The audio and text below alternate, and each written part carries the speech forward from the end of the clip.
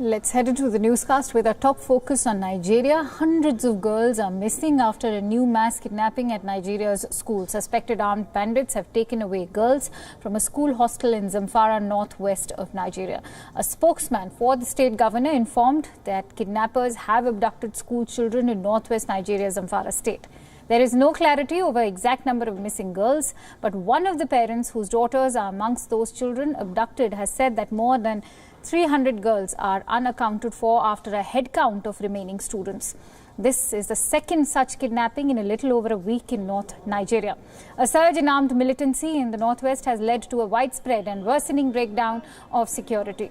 Last week, unidentified gunmen killed a student in an overnight attack on a boarding school in the north-central Nigerian state of Niger and kidnapped 42 people, including 27 students. The hostages are yet to be released. For more details, let's quickly go across to WION's correspondent Phil Ihaza, who's joining us live from Abuja this hour. Phil, thank you for joining our newscast. Now, not many details have emerged as yet about this kidnapping, but what's the latest that you're picking, Phil?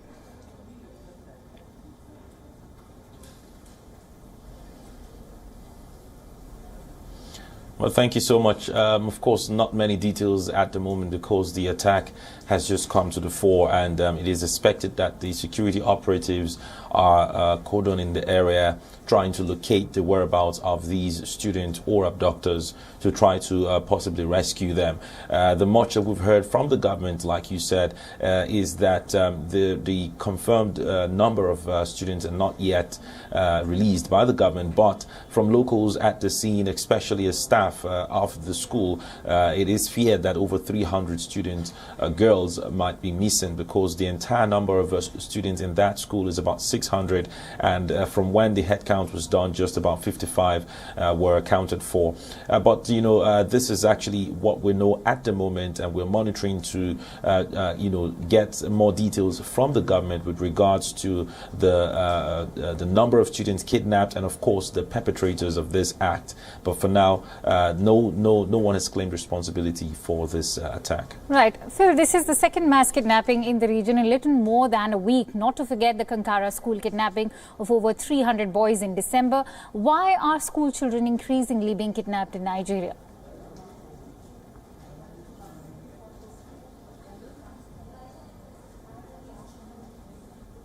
Well, thank you so much. Unfortunately, that question is something that is on the minds of quite a number of Nigerians at the moment, because if you look at the fact that we've had a series of consecutive attacks on schools in the last 3 months or so, it is worrying because one of the groups that has forbidden Western education is the insurgents Boko Haram, but they are supposed to be in the northeastern part of the country because that's where the over 10 years war against insurgency has been ongoing. And so there are fears that this might just be some kind of spread of these insurgents to other parts of the north, like the northwest and the north central. But so far what we know is that these attacks have been carried out by bandits. What we know as bandits are gunmen who have been rampaging these areas, because the government in recent times have actually met to discuss about them, to talk about the fact that they've been carrying out killings and kidnappings in the region. So it is hoped that this is not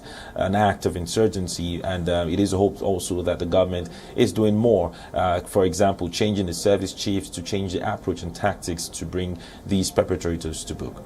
Right, as you said, as much as we can hope that this is not an act of insurgency, yet I would like to ask you, because insurgency has been on since a decade now, why is the government unable to protect children, considering the hostages of the last kidnapping are yet to be released?